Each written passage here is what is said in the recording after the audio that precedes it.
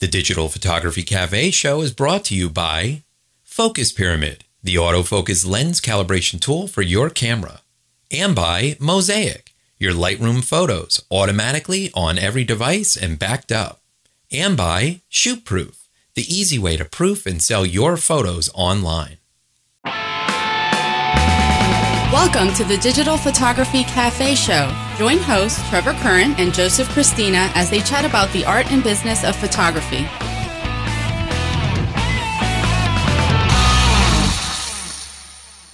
Hey everybody, welcome back to the show. This is episode 108. I'm Joseph Christina here with my co-host Trevor Curran. On last week's episode, we talked about Twitter two-step authentication, Facebook verified pages, and securing email, the lifeline of your photography business. If you haven't watched last week's show, I encourage you to do so.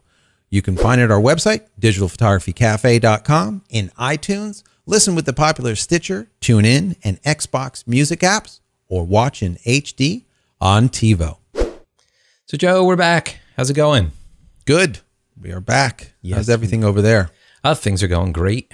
Keeping very Excellent. busy. It's a busy start to summertime here. It's a good thing. I love summer. Yeah, it's good. Finally, the kids are off. Not for you, I don't think, as of yet, but for me, the kids are finally out of school. Yep, we got like another 2 weeks, I think. Not bad. That's good. Pretty soon. Then they can be in your hair. Yes, all day long. Yes, very, very, very nice. So what is the latest and greatest?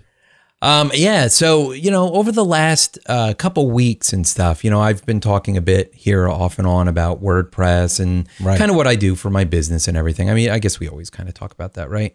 Sure. But over the last few weeks, I've been getting a lot more inquiries about setting up photography websites for people, WordPress-based photography websites, which is really cool. I mean, honestly, I haven't really pimped out my services over the show because I never really, honestly, I never really thought to do it.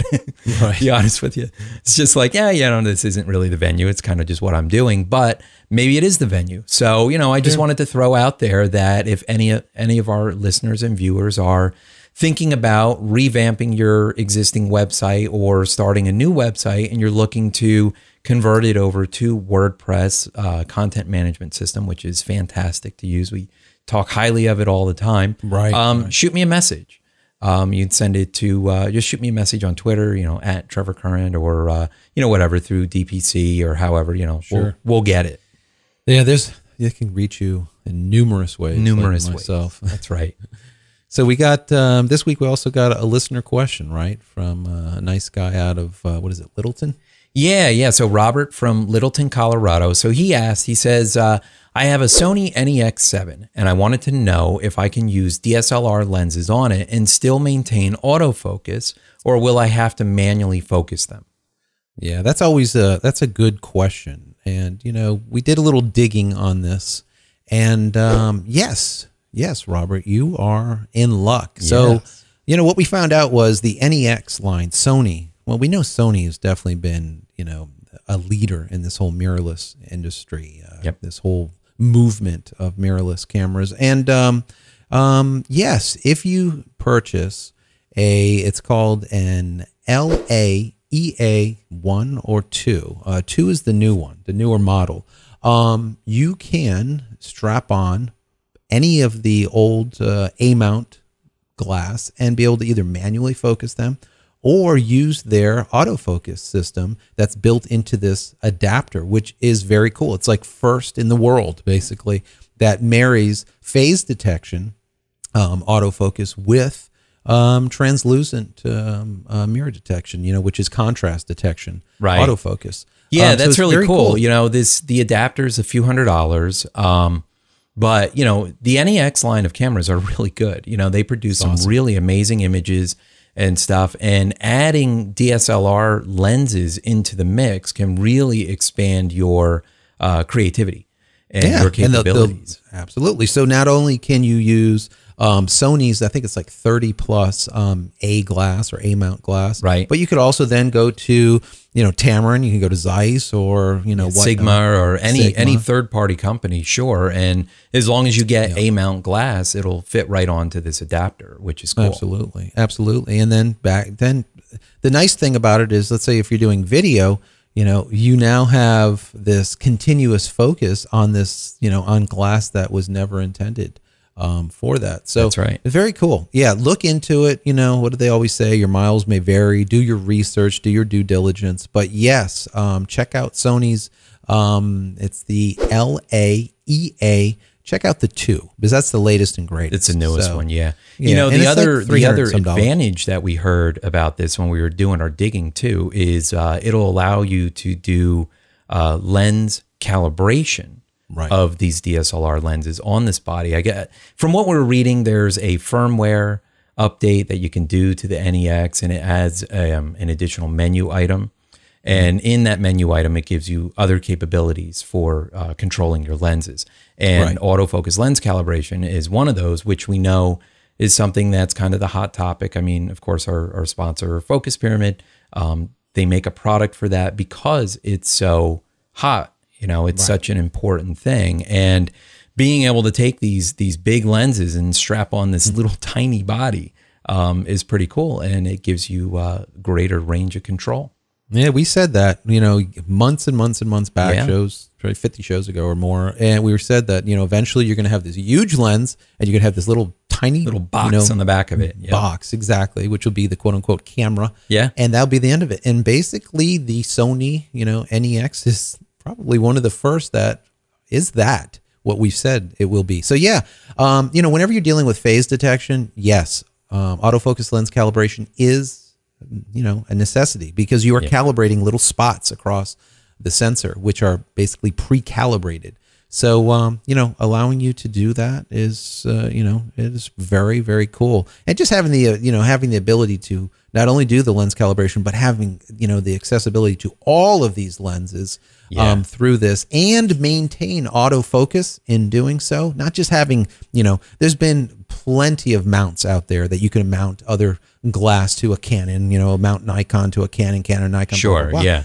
But what happens is when you do so, your autofocus is gone and you're basically doing manual focus after that. This takes that out of the mix completely and allows for, AF continuously, even with a non-AF lens. So anyways, Robert, and for shooting video, not even just autofocus for still image, but for video. So, which is really cool because there's only, a handful of DSLR cameras right now that are doing continuous autofocusing during video shooting. And this adds that capability. So that's really cool. Like it a lot. Yeah. Yep. Kudos to Sony. Yes. Thank you, Sony. Very, very cool. Definitely the leader when it comes to this mirrorless stuff. Them and Fuji, they just get it. Yeah. They're getting it. They know it is the way of the future and they are going down that road. So we as, pro photographers, we will be using, I would say mirrorless technology within the next year or two in our pro cameras. It's not there yet, but it will be. They always start out with consumer base and then move into pro. The consumers are basically the beta testers for us pros. That's right. Sorry guys, but that's just the way it's always been through the years. But yeah, we will see that as pros very, very soon. Yeah. So anyways, moving forward. Yes. Right. Kickstarter project. Love Kickstarter. We're always, watching Kickstarters and kind of reporting back to you guys regarding photography stuff. And astrophotography is kind of what we found here this week, right? Yeah, on a couple episodes back, we talked about a photographer who was shooting some astrophotography, which was really, really nice. He's using like a big telescope lens and had his a little camera, like a little, almost like a high-end industrial webcam, almost strapped to the back of it, and creating some amazing images. So this Kickstarter project is actually something really neat. It kind of will spark something for me. It's called the ARKYD Space Telescope for Everyone. So what this company is, it's a planetary resources. Their company's primary focus is actually going to be mining asteroids I know when I read that, I'm like, mining asteroids. I mean, this is like Star Trek stuff. Yeah, so it really is. It really is. It's like so cool. So basically they've created this, telescope, let's say, that's up there, rotating, as a satellite around the planet, but they're looking for asteroids to mine. Yeah. So what they're actually making a line of these telescopes, a whole bunch of them, and they're really small. I mean, right. They're like let's say 7-8 inches by 17 inches by almost 24 inches with the wingspan out, with the with the cells out. Yeah, there. the wings deployed out. Yeah. Right. So they're really small. So what this company is doing is they're actually making a whole bunch of these little mini satellite telescopes. They're putting them into space, and they're going to send them off in different directions, of course, and they're going to be looking for asteroids to mine. But one of the satellites that they're putting up there is actually going to be for us to use, which is really, really neat. So what we'll be able to do as a contributor to this Kickstarter project is what they're calling a selfie. So, you know, the selfie, the term where you hold up your cell phone and you take a picture of yourself. It's basically you give them a picture, they upload it to the satellite, and there's a screen on the satellite that will display your picture. And then there's a little arm with a camera on it that looks at the screen and the Earth in the background. And they'll actually create a photo of you with the Earth behind you. So you can get that for a modest $25 contribution, which is awesome. I mean, it's a digital file download. It's really cool.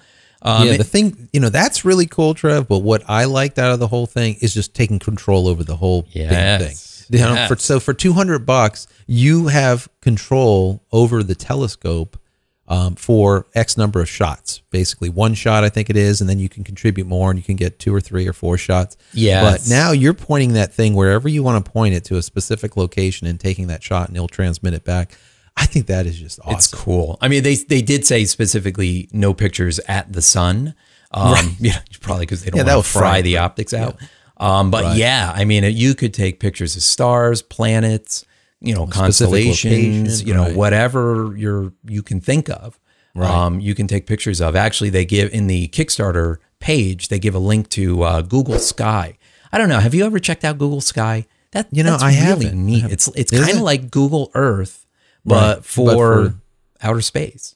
So really cool. They mapped out the sky. So they have all the different constellations, all the different planets and everything, and you can actually click on it on these different points of interest and see imagery that they've created. So, if you're not really sure what you want to shoot, you can go to this Google Sky and actually, find some different things to shoot. And I'm not sure how the interface is going to work. I don't know whether we're actually going to have physical control over the satellite from through a web interface, let's say, or whether we're going to send them potentially coordinates of what we I'm going to probably, I'm going to guess to say it'll probably be coordinate type based thing where you're not going to be, because remember, it depends on how far away it is from Earth and how long it's going to take to send the signal to do whatever it needs to do. So, you might tell it to go to a specific coordinate and it might take 24 hours for it to get that message to go there. So exactly, it just depends, I guess, where it will be. But you just think about it, it's like taking control of the Hubble, back when, it's like a mini Hubble. Yeah, that's exactly right. A little mini Hubble. Yeah. That's really cool. I think it's great. I think it's a great Kickstarter, project. We try to keep on the lookout of Kickstarters because there's all kinds of cool stuff, all kinds of stuff, and it just shows that people are photography can get boring, if you're not constantly doing something new. I mean, look at HDR. HDR came out, there was a whole revolution. Oh my God, HDR is amazing, and you got to see all kinds of horrible pictures, for the next 6 to 8 months to a year. But that's okay. I mean, people were expressing their creativity. Exactly. A couple of people really got HDR and did it well, and they looked fantastic. And then we had everyone else where we had these just super saturated, awful images. But nonetheless, you need this type of thing. You need to change your mindset. You need to kind of be that innovator, that creator, to keep that spark going. If not, it gets boring. You're taking a headshot the same way over and over and over with the exact 3-point lighting, and you can throw up after a while. But if you you change it and you do things different, and you know, maybe light your subjects with, you know, 3 iPhones and, you know, take that shot, or, you know, light your subject with, you know, a couple of candles or something. Just anything to kind of make it different. Yep. I think will spark some, you know, new creative type of, you know, thought process. And I love this, you know, now you're dealing with telescopes, you're dealing with, you know, astrophotography, you're dealing with taking a picture of yourself, you know, with the world behind, you know, with the earth behind you, just different things, you know. It's just people will look at it and say, hey, fun. it could be hokey. Yeah, it might be hokey, but you know what? There's always something that comes of this. It's new, you know, a new thought, a new, you know, it'll spark creativity. And that's really kind of what we're always looking for when we're looking at these Kickstarter projects, right? That's right. Yeah, that's right. I mean, we'll have a link in the show notes, so you can head over to the site. I would say go drop $25. I mean, just to get a picture of yourself in front of the earth. How many people are going to have that, you know? Yeah, that's really cool. It'll help out. Their goal is to raise $1 million. And the last I looked, they were pushing $775,000, $780,000. So they're almost there. So definitely, I wonder how the government, you know, what the government thinks about all of these little 11-pound satellites, little tiny footprint satellites orbiting the Earth from a private, all the space junk that'll be up there after a while. Yeah, I wonder what, you know, NASA and the government is thinking about all this now that it's becoming, you know, more and more easy, let's say, to get satellites up there. You know, what is the security ramifications to something of this? Maybe the coordinate that you go and stick in there is not, you know, someplace out in the galaxies. Maybe it's a specific location on Earth. I mean, I don't know. You know, there's got to be something that goes on with this. But we'll report back when we hear how this all goes. But yeah, pretty cool. We'll leave a link. Since the U.S. has all but killed our space program, right? I mean, if it weren't for the private companies trying to make strides in space exploration, it would just die. You know what? You know, it just died. I mean, that's ridiculous. Maybe by next summer, you know, I can actually stick you in an Acme rocket and launch you into outer space. Hey, I would go. You kidding me? If I had the opportunity, I would go. That'd be awesome. Yeah, then you could just take a picture with your Rebel and see what we get. That's right. And when you splash down in the ocean over here, I'll come and get you. That's right. Yes, that's right. We'll drop down by So anyways, we got a lot more to come. So guys, hang in there for just a moment. We're going to hear from a couple of our sponsors. Are you frustrated with slightly out of focus images when you know your autofocus spot was dead on? It's simply not your fault. From manufacturer to manufacturer, and even lens copy to lens copy, there are slight variances to the exact spot where light is being focused onto the sensor. Finally, there's a product that allows you to compensate for those variances and make sharper images immediately.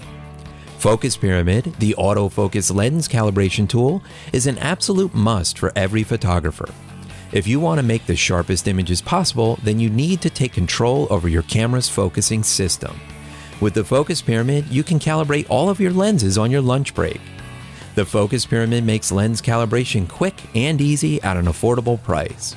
So give your lenses a new lease on life and take your photography to the next level. Head over to focuspyramid.com/DPC and get an additional 10% off just for being a show listener. From phones, tablets, laptops, and PCs, these days photographers use multiple internet-connected devices. Have you ever wished you could view your Lightroom images, folders, collections, and metadata from any of these devices? Now you can. Mosaic Storage Systems has created Mosaic View, an application that gives you access to your images without exporting or using a publishing service. Mosaic also offers Mosaic ARKYD, which directly integrates with Lightroom as a powerful cloud backup solution. Mosaic gives photographers access to all of their images from anywhere on virtually any device. Try Mosaic View today for free and access 2,000 of your most recent images. As a Digital Photography Cafe viewer, Mosaic is offering a 20% discount off any of their premium plans. Go to mosaicarchive.com and use coupon code DPCafe at checkout. Mosaic. Lightroom, anywhere, any device, secure, backed up. As photographers, we're always trying to increase sales and profits after every event. We shoot an event and have hundreds or even thousands of images that just sit on our hard drives. Perhaps a better workflow would increase sales by getting those valuable images in front of the client. That's where ShootProof comes in. At shootproof.com, you can have an online gallery for all of your clients' proofing needs. ShootProof helps increase profits while building your brand and securing your photos without charging commission fees on sales. ShootProof galleries display your photos beautifully while helping to streamline your workflow and automate more of your business through their intuitive studio control panel. Once approved, photos can be directly fulfilled through ShootProof's various professional lab partners or fulfilled by you. All ShootProof plans have the same feature set. You simply choose the number of client photos stored, decide what products to sell, and the price. Try ShootProof today by taking advantage of their free 30-day trial offer.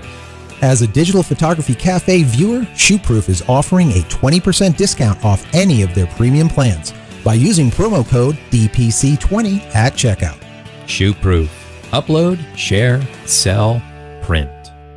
So Joe, we're back, and we got a little interesting article we came across this week about accusations of AT&T and Verizon throttling the iPhone data connections, which is really no surprise. I mean, we kind of Does that surprise you at all, Trevor?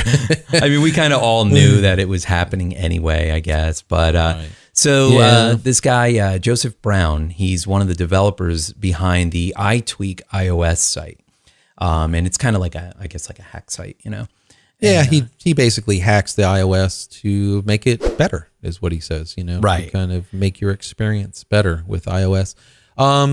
He, you know, in his process of speeding up the iPhone's data, he's basically found that, yeah, they are throttling us even when they really don't supposed to be throttling us. So, right. You know, I don't know, guys. We know that this is happening behind the scenes, but you know what I hate about this is that when they say they're giving you X and they give you Y and you're paying for X and you're getting Y, it just pisses me off. Yeah. I mean, I don't know what else to say. It's just really annoying. I know that I'm, you know, paying $200-300 a month for our phones. Yeah, you got a whole tribe of them. Yeah, so. Well, that's it. But the thing is, you know, when you're paying, you want X. You want what you're paying for. Yeah, no, absolutely. It is frustrating because see, they always put the little caveat into the fine print that says burst rates of, right, you know, X, and you know they'll say, you know, oh well, you'll normally get, you know, Y, but you could get X. And then they promote X, like, you know, like, oh, wow, this is just so fast. And, right, you know, and then you're not getting it. Well, you know, all right. So here's an example. I was over at a friend's house, Memorial Weekend. They were having a picnic and stuff. And I have a buddy who has an iPhone 5 on Verizon. And then I have my iPhone 5 on AT&T. Right. We're sitting around the same picnic table. So I said, hey, just out of curiosity, how fast of a data speed are you getting on your phone? He's like, what are you talking about? So I said, all right, let's download. Like, yeah, hey, buddy, go over to speedtest.net. Speedtest.net, yeah. I said, let's download the app and check it. Right. So he downloaded the app. We ran speed test on it. And that thing was getting like something sick, like 25, 30, 35 megabits down and like 12 megabits up. It was sick. So I ran it on mine and I was getting a whopping like 1.5 megabits down and, you know, and a couple hundred K up.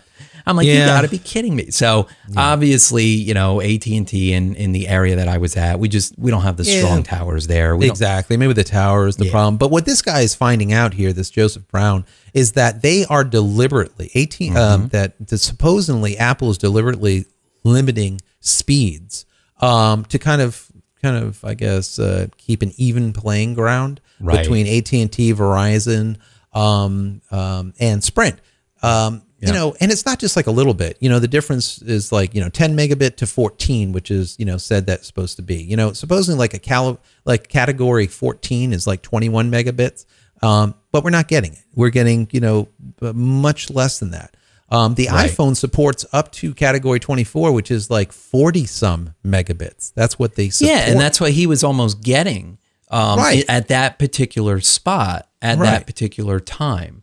And AT&T is limiting it. They're all limiting it. He found that both, you know, that Verizon and AT&T and Sprint is limiting it. Now, what he did find, which is interesting, guys, T-Mobile, which is the newest, like the baby, the new person to the party that just got iPhone, there's no limit to the LTE that's going through the iPhone on T-Mobile. Now that's as of right now when we're making the statement. That's kind of, maybe that down the road will change, but as of right now, if you guys are on T-Mobile and you're sitting with an iPhone, you're getting like full throttle, whatever they have available. Yeah, you're getting it, and that's really cool. Well, that's going to change. I mean, if the T-Mobile network builds to the size of what an AT&T and a Verizon network are, they just can't handle all of that bandwidth. They just don't have the infrastructure yet.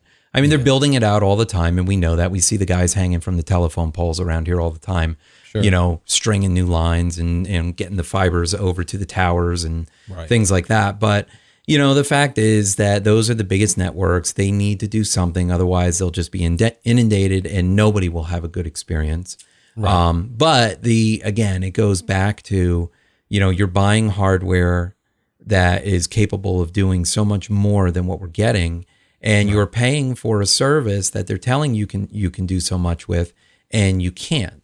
Yeah, so basically we are on AT&T, for example, which I am on AT&T. I'm paying for a 21 megabit connection, I'm getting 14, or I'm paying for 14 and I'm getting 10, or whatever it is. The bottom line is I'm not getting what I'm paying for, even though that's what I'm paying for. So I'm going to guess there's going to be some bleep hit the fan pretty soon, and this guy, you know, the article that he wrote is already gone. I can't even find it. The original article that he wrote. So it got probably pulled down. Apple sicked probably the attorneys and say pull this down immediately. Yeah, cease and desist. Cease and desist. Even though it could be, you know, real or not real, that they need to be able to fix it or field the problem.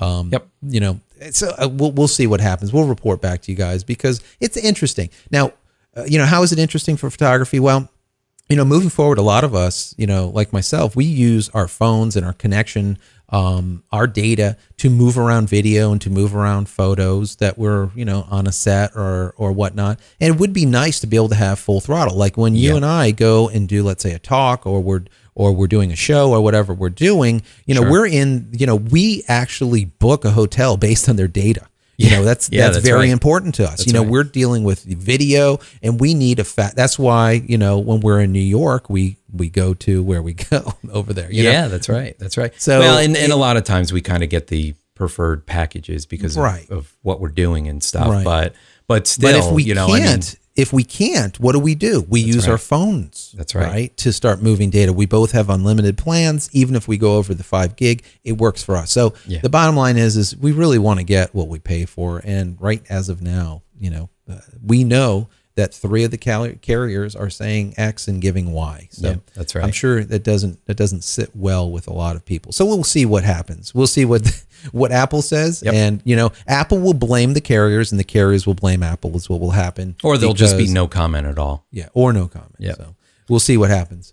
So, anyways, moving forward, you know, in the past I've talked to you guys about, you know, my favorite, I would say my favorite app right across the board is called Clear. And it's just one of those, you know, to-do apps that just the UI, the user interface is absolutely spectacular. Yes. It's made by RealMax Software, I believe it is. I think the name of the company is. I could be wrong. But anyways, it's called Clear. Well, they came out with an app called Analog Camera. Now, why do we care? Number one, it's photography based, obviously, by the same company. But the main thing here is that it has that same UI that Clear has. It is unbelievable. Right. Unbelievable. So basically, you think about, you know, Hipstamatic, or you think about Instagram, and, you know, you're holding up and you have like filters or whatnot. It's the same thing that Analog Camera has. It has not a whole bunch. It has like 6, I think it is right now. It's brand new. It came out like this week.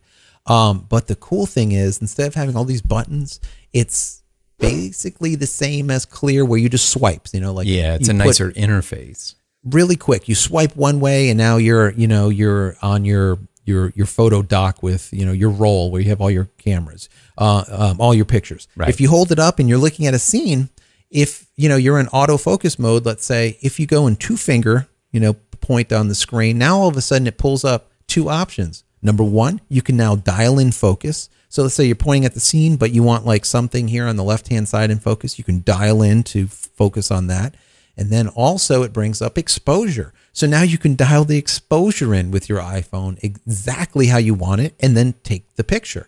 That is really, really cool. Now there's other apps that have done that in the past, right, Trev? But this one just makes it very intuitive. The UI is spectacular. Yeah, I know you're a big fan of that Clear app and you like it a lot. I've played with it and it's nice and the interface is good. And I mean, dealing with Instagram or Hipstamatic or any of these other hundreds of camera apps out there, they all have their pros and cons, of course, but many of them do have more of a clunky user interface. So, having something with a little bit nicer user interface is pretty good. And of course, they make it easy to share the photos to Facebook, Twitter, iMessage, email, all the usual places. Right. And as of, I think today, they released it on the Mac for Mac users. So I think the app is like $4.99 instead of $1.99, I believe. Cool. And I think it gives you like 30 extra filters where you can after the fact filter your images or something. Nice. But we'll have to look into that a little bit more. But as far as the actual app that's on the phone, it's very, very cool. It does the job. It only gives you 6 filters, but you know what? The interface is so good that it's just intuitive and it just simply works. It's much better than the standard camera app that's on the phone, number one. Yep. And as you said, the clunkiness of the others that are on the market, this just surpasses it. Nice. Hands down. Analog camera. So we'll put a link to that in the show notes. Yeah, we'll link to it. Yep. Same company that makes the Clear app, the to-do software for the iPhone. Yeah. So anyways, going on, Aperture was updated by Apple once again, as of I think it was yesterday. It's now up to 3.45 now. And, why does it matter? Well, they just did, some stability updates. They've added a couple of things here, deleted this, that, and the other thing. Yeah, nothing some improvements for memory card usage. I guess there were a couple bugs in there that were causing some issues. Nothing revolutionary. No, nothing revolutionary. I mean, just a good, bug fix type of update. But, what's interesting about it and what we've been saying over the past shows is, now with Adobe's whole Creative Cloud thing, like it or not, but those that don't like it, don't like the idea of Creative Cloud, may actually start migrating away from Adobe products. They may be using Lightroom, but it's very possible that they, they're ticked off. They don't want to pay a monthly subscription to get Photoshop. So rather than working with Photoshop and Lightroom, they may go to Aperture and a different, a third-party photo manipulation app that we've, kind of touched on in the past. So, I think we're going to see Apple really stepping up their game now as far as Aperture and probably Final Cut Pro as well. Yeah, Final Cut is probably going to be right down the road. We have WWDC coming up. What is it, next week? Yeah, next week. I'm sure there'll be some announcements. I agree 100%. I think Final Cut will probably go pro again. And like that real pro, let's just call it going pro again. Yep. Where that nerfing of Final Cut X that happened that everyone was so just upset about and migrated over to Adobe's Premiere package for video, I could see them, kind of upping the ante and bringing Final Cut back to where it was because as we indicated actually last show, Adobe, I think, has really gone down a path with this subscription-based everything. Yep. Product line have gone down a road. They've woken the sleeping dragon, let's say. Yeah. And there's a lot of big players. I mean, Scott Bourne is one of them that just wrote an entire article basically on this whole, Photoshop CC, the CC in general, the Creative Cloud in general. Yep. And alternatives. To that. He's given a whole bunch of alternatives, as we did a couple of weeks back for Photoshop.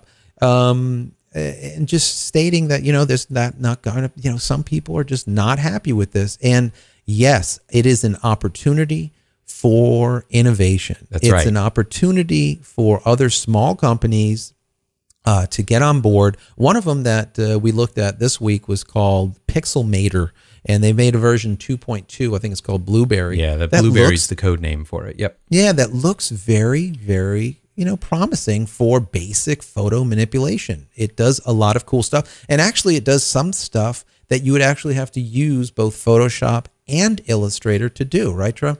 Yeah, that's right. It does have some vector features, which are really nice. I mean, traditionally in Photoshop, you use your pen tool and you can draw a path to create basically a vector shape. Right. But this actually allows you to drop vector shapes right in. They have a preset library of your typical geometric shapes, and then they have a custom library where you can drop in shapes like hearts and stars and you know, other little kind of unique type of shapes. Now, are we going to use those all the time? Nah, probably not. But they make it easy. It's this. So Pixelmator for me is about the UI. Exactly. Photoshop is such a mess. And unless you've been using Photoshop for years and years and years, and you're just used to knowing where all the commands are and knowing how to do things, so that way when a new update comes out and they show quick videos and stuff, you're like, oh, okay, yeah, I get it. Right. Somebody new coming into Photoshop, I mean, there is a huge learning curve. Right. Or Illustrator. Or Illustrator, I think, is even a larger learning curve. Yeah. Yeah. I mean, you look at it and you have toolbars after toolbars of little icons that, you know, each icon might have 6 different, you know, options little sub-menus underneath it. Sub-menus. Exactly. And I mean, unless you know it, and, you know, as a pro that's, used it forever, you know, we take it for granted that, oh yeah, Photoshop's, you know, it's easy to use. But when you look at it, or anyone new looking at it, it's daunting.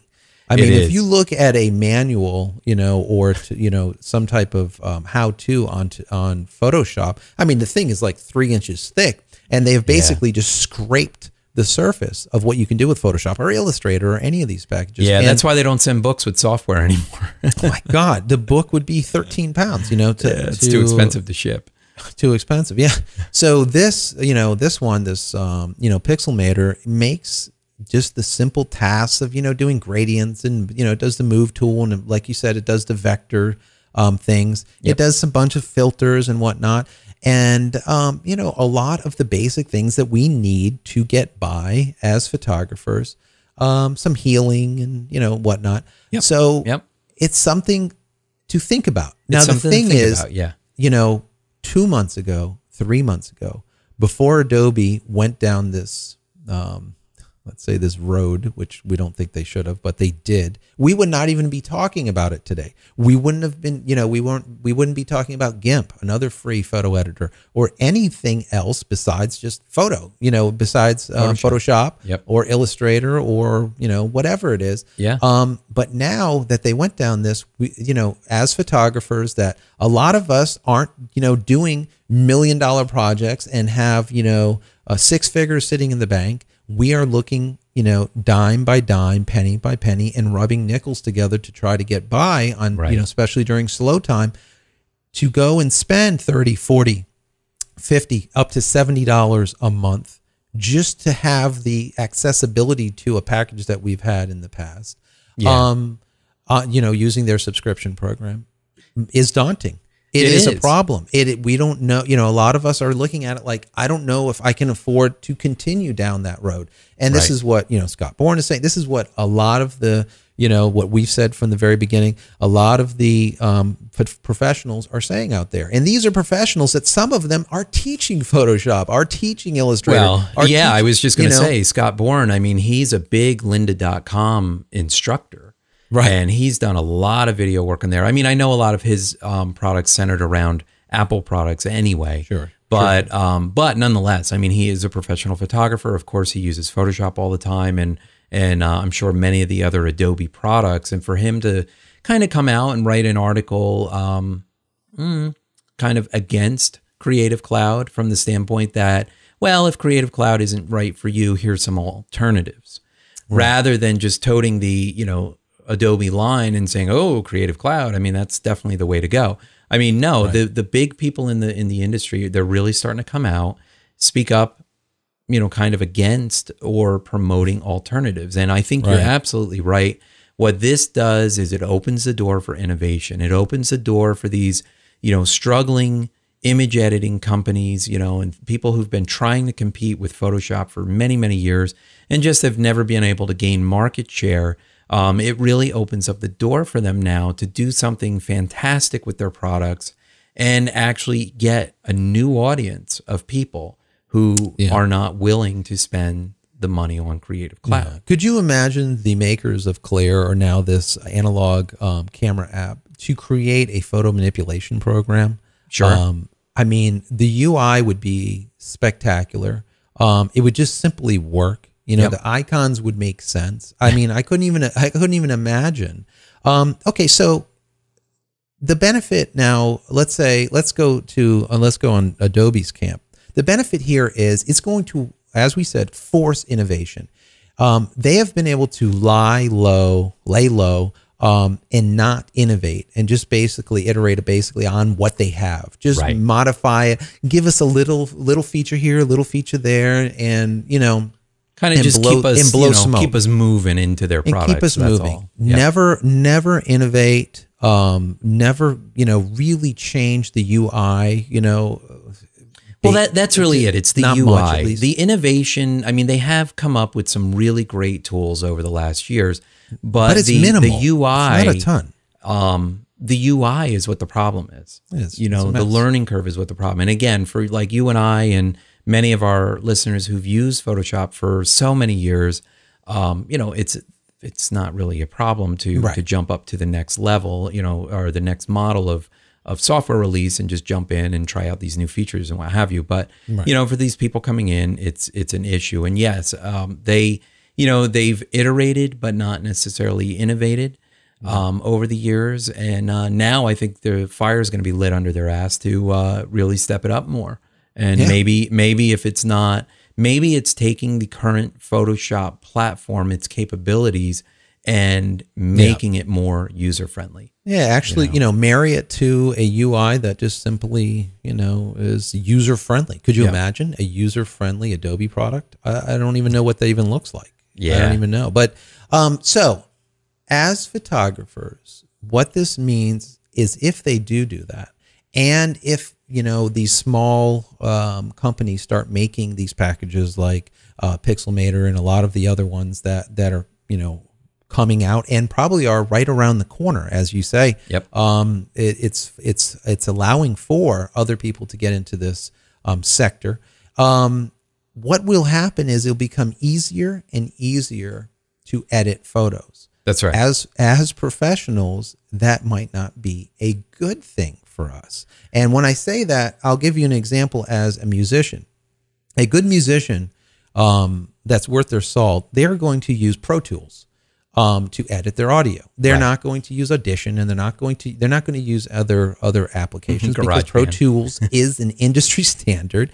And to learn Pro Tools is basically to learn Illustrator and Photoshop all in one. Yeah, but very on the complex. audio side, Yep. very difficult to learn Pro Tools. It's something that took me a long time to really get a grasp of. But in the industry, you really need to know it. If not, you're not even looked at as as anyone unless you know it. So, anyways, I think the same thing, with Photoshop going down this line, and there's this introduction of easier methods of doing editing and whatnot. It's going to force us to become more creative, because now we will not be able to, let's say, hide behind our computer skills, our digital darkroom skills. Right. We are going to actually have to create better images. Yes. Because the guy next to you will be able to, rip a photo, rip a person off a background and change the background in a matter of seconds. Whereas, a year ago, you would have to sit there and use 15 techniques to be able to pull that person and all those fine hairs off that background. That he can just do in a wave of a tool. This type of thing is going to make us, once again, have to get better at our craft and not necessarily get better at Photoshop or not be a computer technician and be a creative. I know I've said a million times, focus on your creativity and not so much the technology behind the creativity. Where the money is in the creativity. It's not in the computer operation. Right. I mean, that's just the way it is. Even with web development, what I do, you can get a book and you can learn how to work WordPress. You can get a book and learn how to write HTML code. But it's much more difficult to learn good design and to learn good user interface, or in this case, to learn how to create an amazing looking photo through composition, through lighting, through depth of field, all of that stuff. I mean, that really is where the the creativity comes in, is before the shutter is clicked, and that's all where that goes into it. Exactly. That creativity, everything that goes into a photograph before you're actually clicking the shutter. That's what they're paying for. And they're paying for your intuition. That's right. They're paying for you to know what is going to happen before it happens, so that you capture that specific moment. We talked about this in last week's show, but it's poignant. That is what people are paying for these days. There's the folks that are out there that just wants cheap, that will settle for mediocrity. And then there's the rest of them that want something stellar. And those are the people that we're looking for them to hire us, because those people that are looking for stellar photography, they need to find you, and you need to make that.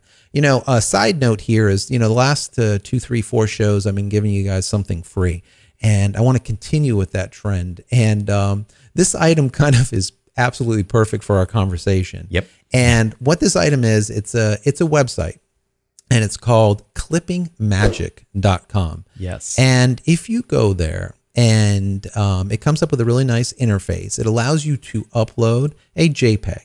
And what it will do is it'll allow you to clip out a subject. So let's say if you bring over, a car, on the background is, let's say, at a showroom, and you want to take this car out of the scene, you can paint in the areas that you don't want clipped in red, and then paint in green the areas that you want to be held or kept.